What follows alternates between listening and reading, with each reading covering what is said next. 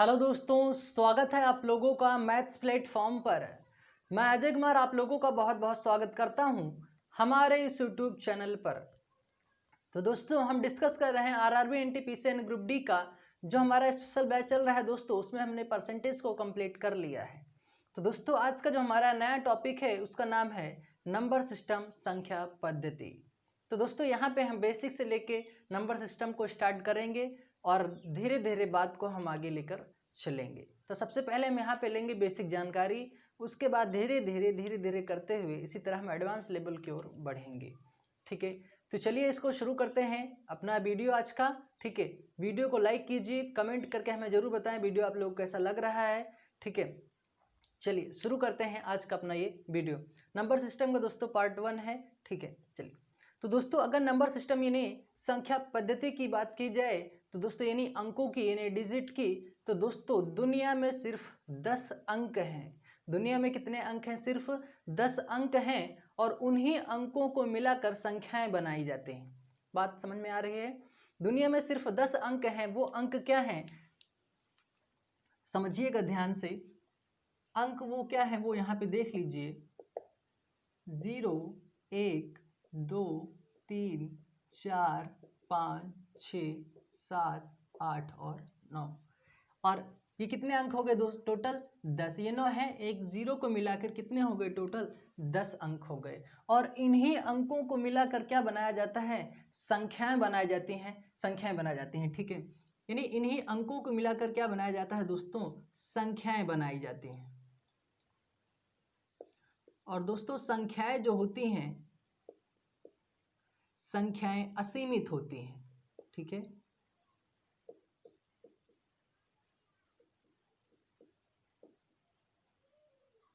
असीमित यानी अनंत।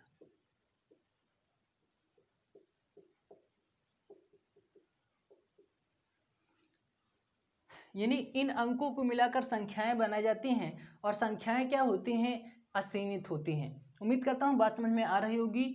अब यहाँ पे अगर और आगे इसके थोड़ा एक स्टेप आगे और अगर चलें तो दोस्तों यहाँ पे हम सीखेंगे कि संख्या पद्धति का वर्गीकरण, जो यहाँ पे इसका हम वर्गीकरण सीखेंगे यानी संख्याओं का वर्गीकरण। तो दोस्तों संख्या को 2 भागों में बांटा गया है जिसे बोलते हैं वास्तविक संख्या और काल्पनिक संख्या। ठीक है, यानी रियल नंबर और इमेजिनरी नंबर भी बोल सकते हैं। ठीक है, चलिए। यानी संख्या को दोस्तों ध्यान से देखिएगा अच्छे से। संख्या को 2 भागों में बांटा गया है। ठीक है, एक को बोलते हैं हम वास्तविक संख्या। इस नंबर सिस्टम को दोस्तों हम वर्गीकरण सीख रहे हैं। ठीक है, वास्तविक संख्या बोलते हैं, इसको बोलते हैं रियल नंबर।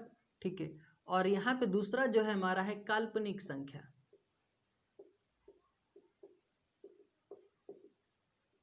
इसको इमेजिनरी नंबर बोलते हैं। उम्मीद करता हूँ बात समझ में आ रही होगी।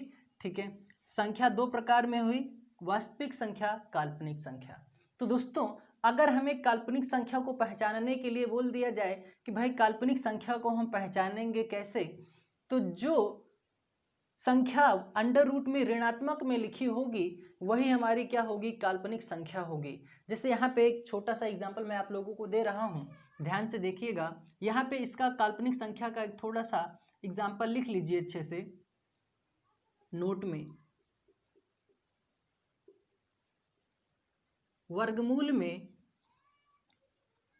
ऋणात्मक चिन्ह दिखे तो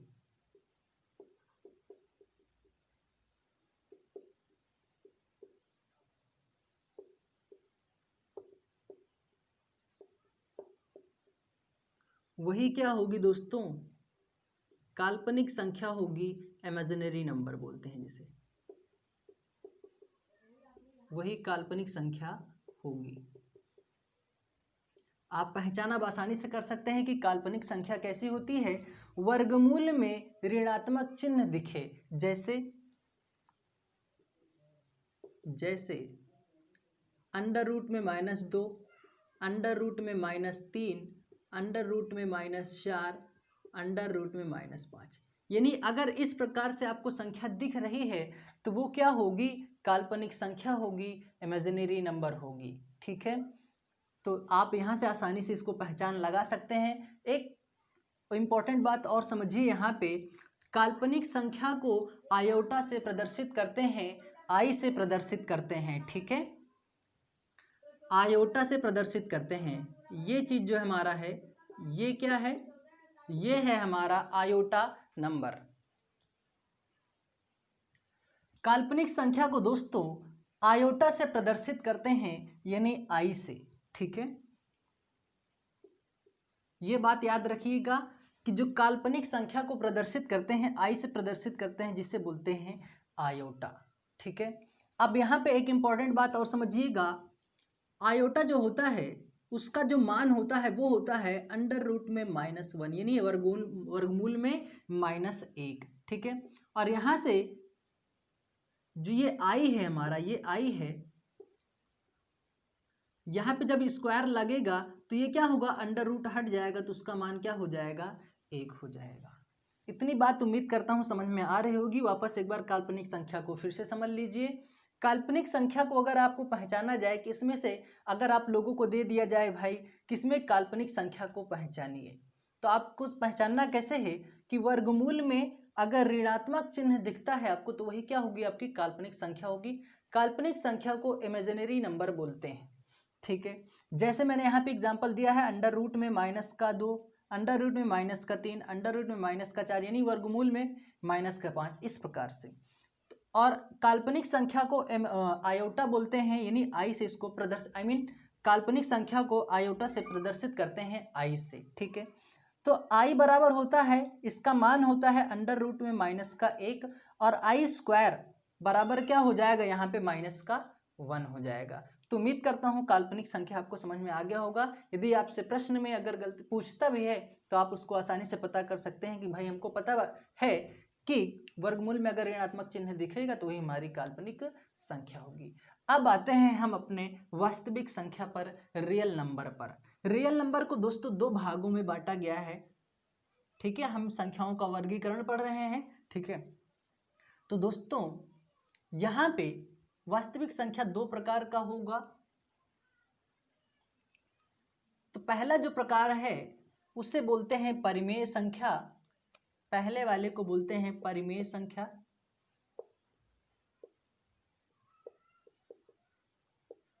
और दूसरे वाले को बोलते हैं अपरिमेय संख्या,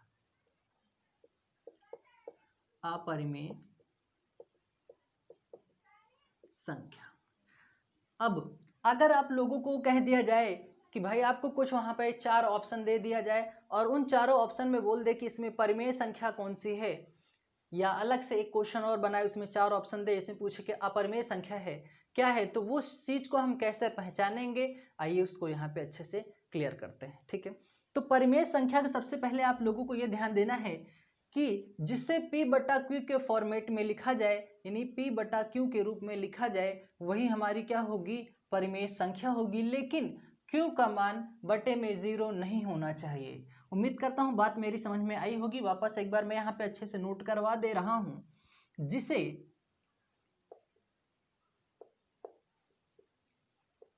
P/Q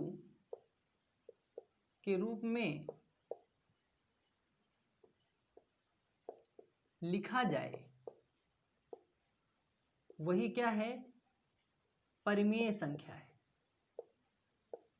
वही क्या है, परिमेय संख्या। जैसे एक बात और आपको याद रखना है कि जो Q का मान है वो बटे में क्या है, 0 नहीं होना चाहिए। यानी मैं आपसे ये कह रहा हूं, जैसे इसका एक एग्जांपल मैं दे दूं, यहाँ पे मैं आपको क्या कह रहा हूं कि जिससे Q/P के फॉर्मेट में यानी P/Q के फॉर्मेट में लिखा जाए, जैसे मैंने P ये है और Q ये है, ठीक है। लेकिन मैं ये कह रहा हूं कि Q का मान बटे में 0 नहीं होना चाहिए, ठीक है। P/Q के फॉर्मेट में जिसे लिखा जाए वो हमारी परिमेय संख्या होगी, लेकिन Q का मान बटे में 0 नहीं होना चाहिए। जैसे यहाँ पे बटे में 0 है ना, तो ये हमारी अपरिमेय संख्या मतलब परिमेय संख्या नहीं होगी। उम्मीद करता हूँ मेरी बात आप लोगों को समझ में आई होगी। जैसे अब यहाँ पे आते हैं अपरिमेय संख्या के बारे में, ठीक है। अब देखो परिमेय संख्या क्या है, जैसे P/Q के रूप में लिखा जाए वही परिमेय संख्या है। लेकिन अपरिमेय संख्या उसे कहते हैं जिसे P बटा Q के रूप में ना लिखा जाए, ना लिखा जाए, वही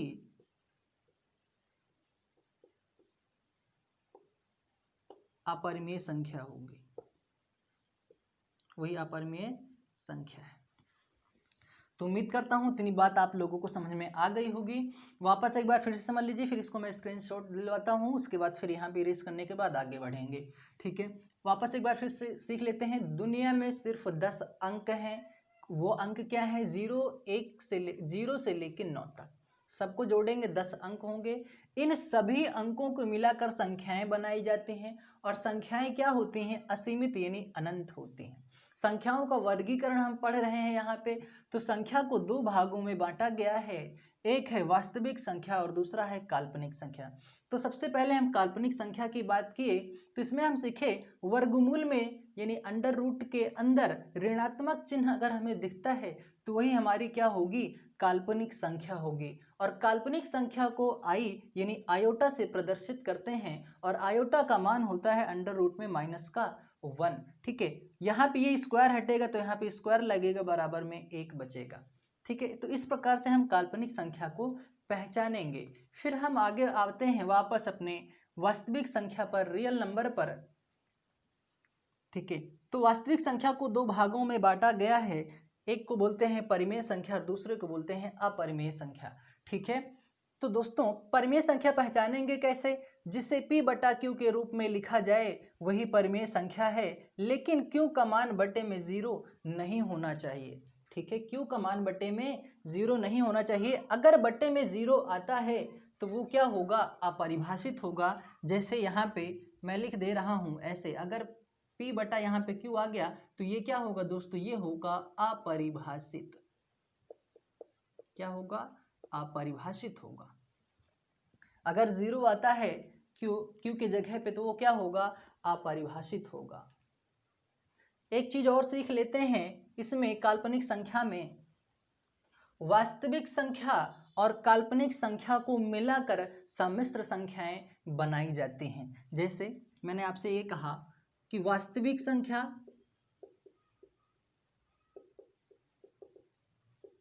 और काल्पनिक संख्या को मिलाकर क्या बनाई जाती हैं दोस्तों? सम्मिश्र संख्याएं।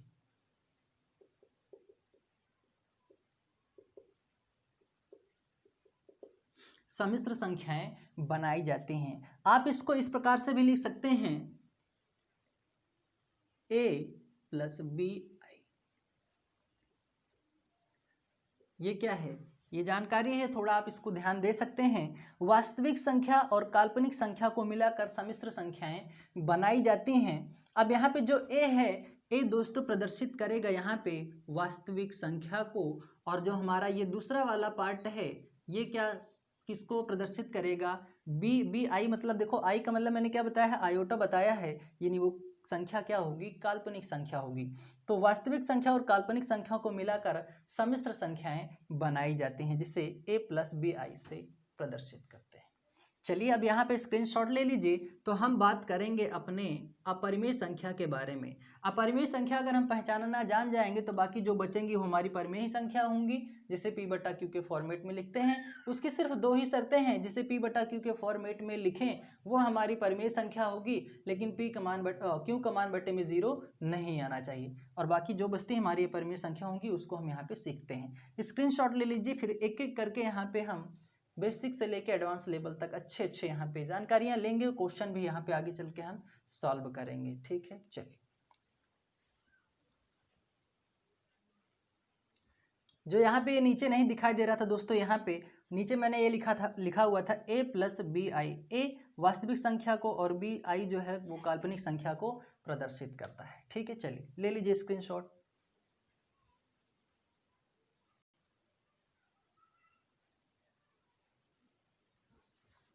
तो दोस्तों यहाँ से सबसे पहले हम सीखेंगे अपरिमेय संख्या के बारे में। तो अपरिमेय संख्या को हम पहचानेंगे कैसे? चलिए इसको समझते हैं अच्छे से। ठीक है, तो दोस्तों अपरिमेय संख्या को पहचानने का तरीका क्या है? वर्गमूल के अंदर जो संख्याएं लिखी हों वही हमारी अपरिमेय संख्या होगी, लेकिन वो पूर्ण वर्ग ना हो। जैसे मैं आपसे ये कह रहा हूं वर्गमूल के अंदर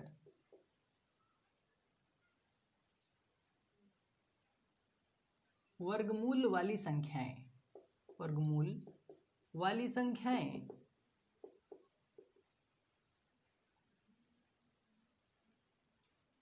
वर्गमूल वाली संख्या को अपरिमेय संख्या कहते हैं।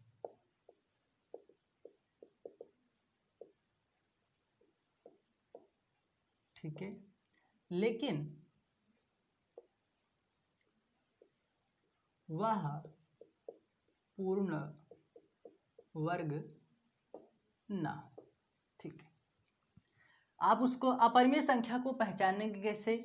वर्गमूल वाली संख्या को अपरिमेय संख्या कहते हैं, लेकिन वह पूर्ण वर्ग ना हो। जैसे मैं यहाँ पे लिख दे रहा हूँ अच्छे से, एक एक बात दोस्तों क्लियर करते हुए चलेंगे।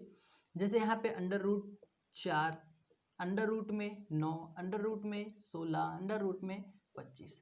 अब ये क्या, मैंने क्या कहा? अभी आप लोग ये सोच रहे होंगे कि सर जी आपने बोला कि वर्गमूल वाली संख्या जो होंगी वो अपरिमेय संख्या होंगी।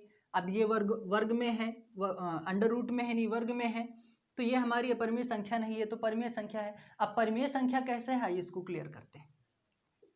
देखो ये किसका वर्ग है? ये 2 का वर्ग हो जाएगा, 2 दूना 4 का वर्ग है। ठीक है, यहाँ पे ये 3 का हो जाएगा, ये 4 का होगा, ये 5 का, क्योंकि 5 पचम 25 होता है, 4 चौक 16 आता है, 3 तिया 9 होता है, 2 दूना 4 होता है। अब इसके बट्टे में 1 होता है, तो ये क्या हो गया? जिसे P बटा Q के फॉर्मेट में लिखा जाएगा वही हमारी परिमेय संख्या होगी।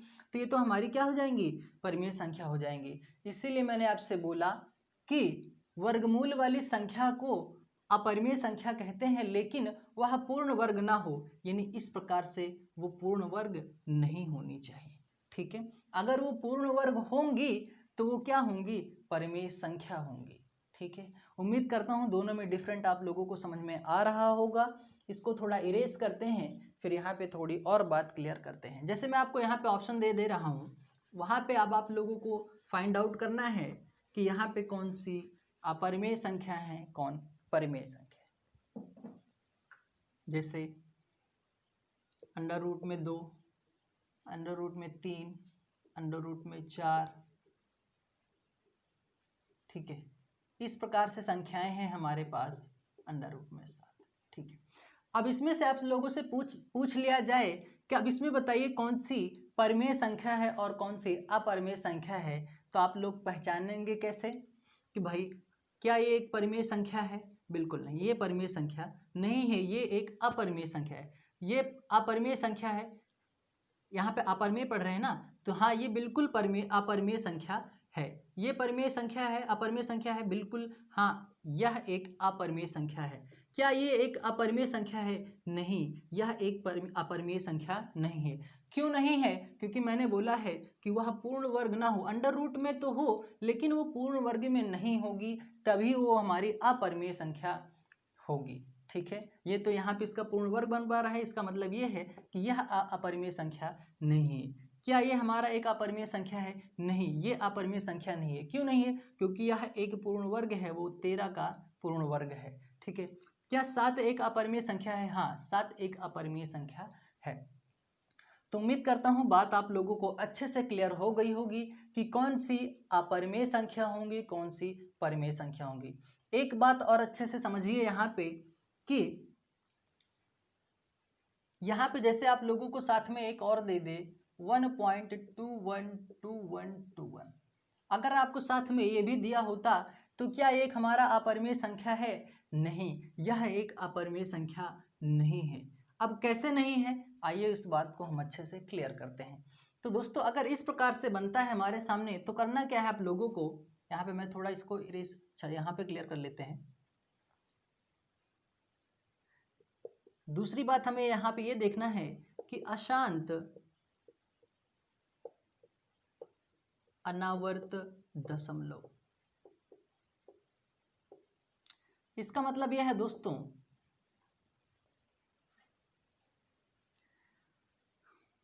ऐसी संख्याएं ऐसी संख्याएं जो दशमलव के बाद ना रुके। पहली बात तो ये हो गई यहाँ पे, और दूसरी बात इसकी ये होनी चाहिए कि संख्याओं की पुनरावृत्ति ना हो। दशमलव के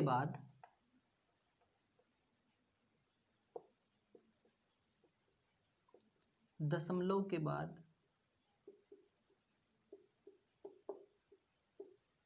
संख्या की पुनरावृत्ति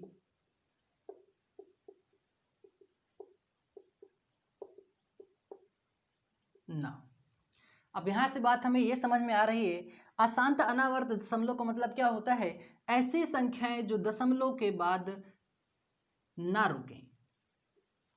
ठीक है, ऐसी संख्याएं जो दशमलव के बाद ना रुकें, और इसका दूसरा कंडीशन ये कहता है कि दशमलव के बाद संख्या की पुनरावृत्ति बिल्कुल नहीं होनी चाहिए। अब यहाँ पे देखिए, अगर यहाँ से आपसे ये पूछता कि क्या यह एक अपरिमेय संख्या है? बिल्कुल नहीं, यह एक अपरिमेय संख्या नहीं है। कैसे नहीं है? मैंने आपको क्या बताया कि ऐसी संख्याएं जो दशमलव के बाद ना रुकें। अब देखो यहाँ पे क्या है, दशमलव के बाद क्या है, 2 1 2 1 2 1। ये क्या हो रहा है? ये रुक नहीं रहा है। इसका मतलब आप इसको इस प्रकार से भी लिख सकते हैं, इसके ऊपर क्या लगा देंगे, बार लगा देंगे।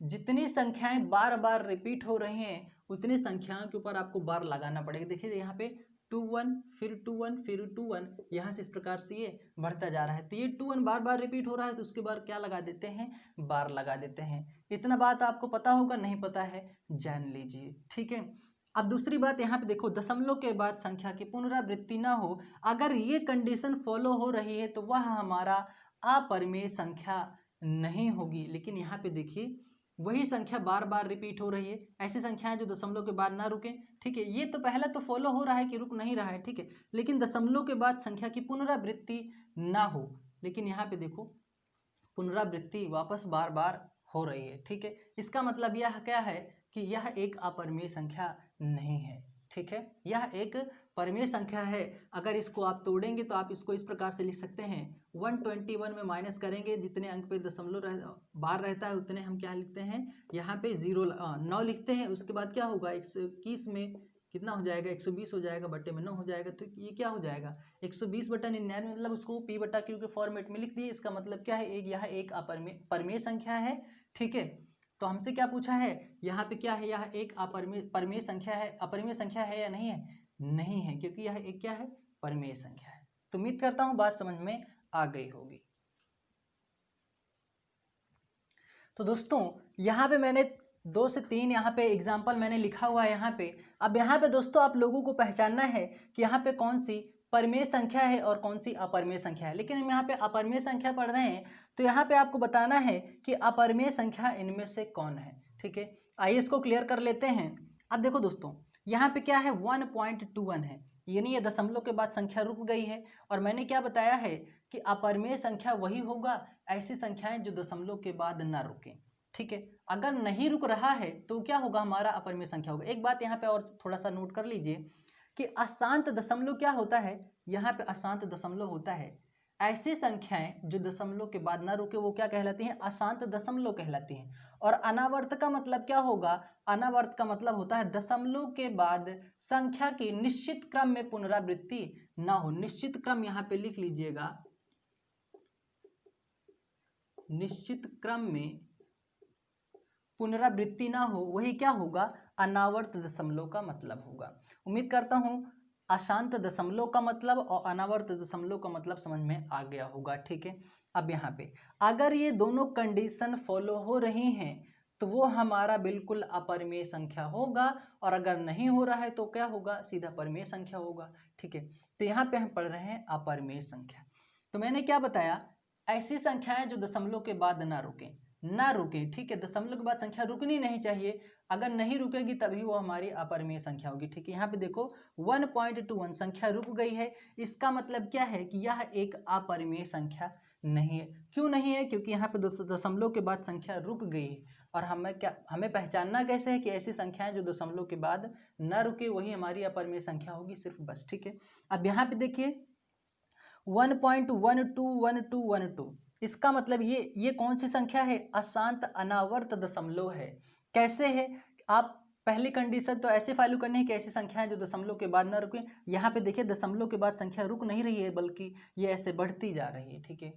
तो यहाँ पे भी वो प्रक्रिया यहाँ पे फॉलो नहीं हो रहा है, तो इसका मतलब ये है कि यह भी एक अपरिमेय संख्या नहीं है। और दशमलव के बाद संख्या की निश्चित क्रम में पुनरावृत्ति नहीं होनी चाहिए। अब देखो यहाँ पे 1 2 फिर 1 2 1 2 यानी निश्चित क्रम में पुनरावृत्ति हो रही है दशमलव के बाद, इसी कारण ये अपरिमेय संख्या नहीं है। अब यहाँ पे आते हैं 1.21212, इसी तरह से ये बढ़ता जा रहा है। दशमलव के बाद पहली बात तो संख्या रुकनी नहीं चाहिए, ये तो पहले ही बढ़ती जा रही है। दूसरी बात, दशमलव के बाद संख्या की निश्चित क्रम में पुनरावृत्ति नहीं होनी चाहिए। यहाँ पे देखो 2 1 वापस फिर 2 1 वापस 2 1, इसी तरह से 2 1 2 1 ऐसे होता जा रहा है। इसका मतलब यह एक अपरिमेय संख्या नहीं है। लेकिन यहाँ पे ध्यान दीजिए, दशमलव 1.121121 फिर आगे ऐसे करके 1 2 1 2 1 ऐसे करके आता जाएगा। इसका मतलब ये है कि ऐसी संख्याएं जो दशमलव के बाद ना रुकें, ठीक है। तो दशमलव के बाद ये रुक नहीं रही हैं, ठीक है, बिल्कुल ये फॉलो हो रहा है। लेकिन दशमलव के बाद संख्या की निश्चित क्रम में पुनरावृत्ति ना हो। यहाँ पे देखो निश्चित क्रम में पुनरावृत्ति नहीं हो रही। यहाँ पे देखिए कभी 1 आ रहा है, फिर 2 आ रहा है, फिर 1 1 आ रहा है, फिर 2 आ रहा है, फिर 1 1 1 करके फिर 2 आ रहा है, फिर 1 आएगा, फिर 2 आएगा। इसका मतलब यह है कि निश्चित क्रम में दशमलव के बाद संख्या की पुनरावृत्ति नहीं हो रही है। इसका मतलब यह है कि यही हमारी क्या है? अपरिमेय संख्या है। तो उम्मीद करता हूं कि आप अब अपरिमेय संख्या पहचानना जान जाएंगे। देखो अगर सिंपली आपसे पूछता है कि अगर आपको अंडर रूट में दे दिया गया है और उसका कोई पूर्ण वर्ग नहीं बन पा रहा है, इसका मतलब ये है कि वो हमारी अपरिमेय संख्या है। अगर रूट में बात आती है तब, ठीक है। जैसे यहाँ पे अंडर रूट 2 है, इसका मतलब यह एक अपरिमेय संख्या है। अंडर रूट में 3 है, यानी वर्गमूल में 3 है, इसका मतलब यह भी एक अपरिमेय संख्या है। अंडर रूट में 4 है, ये तो 2 का वर्गमूल होता है, तो क्या हो जाएगा? यह तो एक परिमेय संख्या है, अपरिमेय संख्या बिल्कुल नहीं होगी, ठीक है। अब यहाँ पे 169 है अंडर रूट में, यह क्या है? यह एक परिमेय संख्या है। हम तो पढ़ रहे हैं परिमेय संख्या, इसका मतलब यह एक अपरिमेय संख्या नहीं है। अंडर रूट में 7 है, अंडर रूट में 7, ये क्या है? यह एक अपरिमेय संख्या है, ठीक है। तो ये चीज़ हम यहाँ पे सीखे। दूसरी बात मैंने आप लोगों को ये सिखाया यहाँ पे कि दशमलव में अगर आप लोगों को पहचानना हो जाए, अगर आपको ऑप्शन में दे दे कि दशमलव में कि आप उसको पहचानिए कि ये एक अपरिमेय संख्या है कि परिमेय संख्या है, ठीक है। तो आप पहचानेंगे कैसे? कि ऐसी संख्याएं जो दशमलव के बाद नहीं रुक रही हैं, ठीक है, ठीक है। और दूसरी शर्त यह है कि दशमलव के बाद संख्या की निश्चित क्रम में पुनरावृत्ति नहीं होनी चाहिए। अगर ये दोनों कंडीशन फॉलो हो रही हैं, इसका मतलब यह है कि वह एक अपरिमेय संख्या है। ऑप्शन मैंने यहाँ पे 2 से 3 एग्जाम्पल लिया है, ठीक है। जैसे 1.21, पहली बात तो दशमलव के बाद ये संख्या क्या हो गई? रुक गई। इसका मतलब ये बिल्कुल अपरिमेय संख्या नहीं है, ठीक है। और यहाँ पे 1.121212 दशमलव के बाद निश्चित क्रम में संख्याओं की पुनरावृत्ति ना हो। यहाँ पे देखो निश्चित क्रम में पुनरावृत्ति हो रही है, इसका मतलब यह है कि यह एक अपरिमेय संख्या नहीं है। यहाँ पे देखिए 1 पॉइंट यानी दशमलव के बाद संख्याओं की निश्चित क्रम में पुनरावृत्ति नहीं होनी चाहिए। 2 1 2 1 2 1 इसी तरह से 2 1 2 1 आता जा रहा है। इसका मतलब यह है कि यह भी एक अपरिमेय संख्या नहीं है। लेकिन यहाँ पे देखिए 1.1211 फिर 2 आया है, फिर 1 1 आया है, फिर 2 आया है, इसी तरह से ऐसे बढ़ता जा रहा है। लेकिन दशमलव के बाद संख्या रुक तो नहीं रही है, लेकिन निश्चित क्रम में संख्या की पुनरावृत्ति नहीं हो रही है। इसका मतलब यह है कि यह एक अपरिमेय संख्या है। इस प्रकार से आप अपरिमेय संख्या को पहचान सकते हैं, चाहे वो दशमलव में बात आ जाए या फिर वर्गमूल में बात आ जाए। वर्गमूल में सीधा आपको ये पहचानना है कि भाई जिसका पूर्ण वर्ग बन पा रहा है वही हमारी अपरिमेय संख्या नहीं होगी, बाकी जो हमारा अंडर रूट में आता है वो हमारा क्या होगा? एक अपरिमेय संख्या होगा। वापस एक बार फिर से समझ लीजिए अच्छे से। हमने पढ़ा अपरिमेय संख्या यानी इनरेशनल नंबर। वर्गमूल वाली संख्या को अपरिमेय संख्या कहते हैं, लेकिन वह पूर्ण वर्ग ना हो। दोनों में डिफरेंस समझा दिया। फिर दशमलव में बात यहाँ पे अच्छे से मैंने क्लियर करवा दिया है। तो उम्मीद करता हूँ बात समझ में आई होगी। अब यहाँ पे दो फेमस हमारा जो एक मान है, एक पाई का मान है, एक आयलर होता है।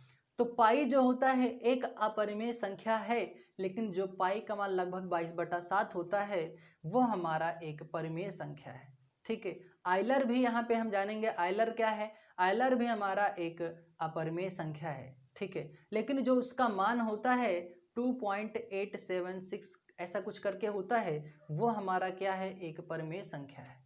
ठीक है। अब यहाँ पे आइए इसको स्क्रीनशॉट ले लीजिए, फिर अच्छे से उस बात को हम क्लियर करते हैं। चलिए, तो दोस्तों यहाँ पे हम जानेंगे थोड़ा पाई के बारे में, और एक होता है आयलर संख्या। अब ये दोनों चीजें क्या हैं, इन दोनों के बारे में डिस्कस करते हैं। ठीक है। देखो पाई क्या है, पाई एक नियतांक है जिसका मान लगभग 22/7 होता है। ठीक है। ये जो 22/7 मान होता है दोस्तों, ये इसका पाई का लगभग मान होता है। ठीक है। और पाई एक अपरिमेय संख्या है। ठीक है। पाई क्या है, पाई एक अपरिमेय संख्या है। अच्छा, अपरिमेय संख्या ये कैसे है, पाई का मान क्या होता है, पाई का मान यहाँ पे 22/7 होता है। एक क्या होता है 3.14, ऐसे क्या रहता है, ये ऐसे चलते रहता है। अगर 3 पॉइंट यहाँ पे अगर इसको समझा जाए 3.14 ऐसे लिखा हुआ है। ठीक है। अगर यहाँ पे दशमलव हटाएंगे तो क्या होगा, एक रहता है ये नीचे, डबल जीरो लग जाएगा, तो क्या होगा, ये p/q के फॉर्मेट में लिख उठा। इसका मतलब यह क्या है, यह एक परिमेय संख्या है, लेकिन अपरिमेय संख्या नहीं है। इस वजह से यहाँ पे इसको बोला गया है पाई एक क्या है, अपरिमेय संख्या है। ठीक है। अच्छा, ये 3.14 कैसे आया, जब इसको कैलकुलेट करेंगे ना तब ये 3.14 आ जाएगा। ठीक है। और ये जो 22/7 होता है मान इसका, ये लगभग मान होता है, इतना मैंने आपको बता दिया है। ठीक है। अब आप लोग जान गए होंगे कि पाई एक अपरिमेय संख्या क्यों है, और उसका मान क्या होता है 22/7, ये लगभग, ये एक परिमेय संख्या इसको क्यों बोलते हैं। ठीक है। वो इसलिए बोलते हैं कि जो 22/7 को कैलकुलेट करेंगे तो 3.14 ऐसा करके आएगा। जब 3.14 करके आएगा तो जहाँ दशमलव हटाएंगे नीचे 100 होगा, तो क्या होगा 314/100 हो जाएगा, जिसे p/q के फॉर्मेट में लिख सकते हैं, लिखा जा सके, वही क्या है, परिमेय संख्या है। ठीक है। तो इस वजह से 22/7 जो होता है उसको हमेशा क्यों बोलते हैं कि यह पाई का मान, पाई एक अपरिमेय संख्या है और उसका जो मान होता है परिमेय संख्या होता है, वो इसीलिए बोलते हैं क्योंकि उसे p/q के फॉर्मेट में लिख सकते हैं, इस वजह से उसे परिमेय संख्या बोलते हैं, और पाई को अपरिमेय संख्या बोलते हैं। उम्मीद करता हूँ दोनों में डिफरेंस समझ में आ गया होगा। अब यहाँ पे आते हैं आयलर संख्या। अब ये आयलर संख्या क्या है, आयलर को दोस्तों इस से प्रदर्शित करते हैं। ठीक है। ये दोस्तों, ये दोनों क्या है, एक नियतांक है, मान है। ठीक है। अब यहाँ आयलर का मतलब होता है दोस्तों, आयलर संख्या क्या है, प्राकृतक लघुगणक का आधार है। क्या है, प्राकृतक लघुगणक का आधार क्या है, आयलर संख्या। और आयलर संख्या भी ये क्या है, यह एक अपरिमेय संख्या है। और आयलर का जो मान होता है, आयलर का मान होता है 2.71828। ठीक है। इसका जो मान होता है ये ऐसे चलते रहेगा। नोट यहाँ पे मैंने लिख दिया है कि पाई एक अपरिमेय संख्या है, आयलर संख्या भी एक अपरिमेय संख्या है। कभी कभी अगर पाई और आयलर आ गया तो भी क्या होगा, अपरिमेय संख्या होगा। अच्छा, आयलर संख्या को एक नाम से और जानते हैं, उसको बोलते हैं नियपर नियतांक। क्या बोलते हैं,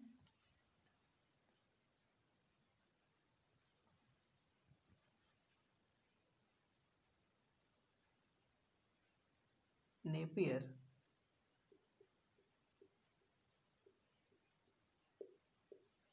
नियतांक। ठीक है। आयलर संख्या को नेपियर नियतांक भी बोलते हैं। ठीक है, ये याद रखिएगा।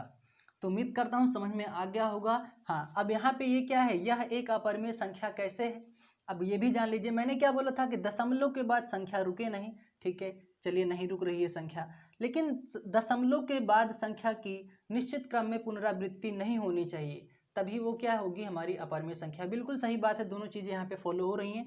दशमलव के बाद संख्या रुक भी नहीं रही है और संख्या की निश्चित क्रम में पुनरावृत्ति भी नहीं हो रही है। इस वजह से ये क्या होता है, आयलर, इसी वजह से इसको अपरिमेय संख्या बोला जाता है। तो उम्मीद करता हूँ कि पाई और आयलर संख्या दोनों बातें आप लोगों को समझ में आ गई होंगी। ठीक है। तो दोस्तों यहाँ पे हम संख्याओं का वर्गीकरण पढ़ रहे हैं, तो धीरे धीरे बातों को हम अच्छे से क्लियर करते आगे बढ़ेंगे। ठीक है। तो उम्मीद करता हूँ ये समझ में आया होगा, और अगर नहीं समझ में आया तो दोस्तों वीडियो आप पीछे करके फिर से समझने की कोशिश करेंगे। ठीक है। तो चलिए फिर मिलते हैं अगले वीडियो में, तब तक के लिए थैंक यू, जय हिंद।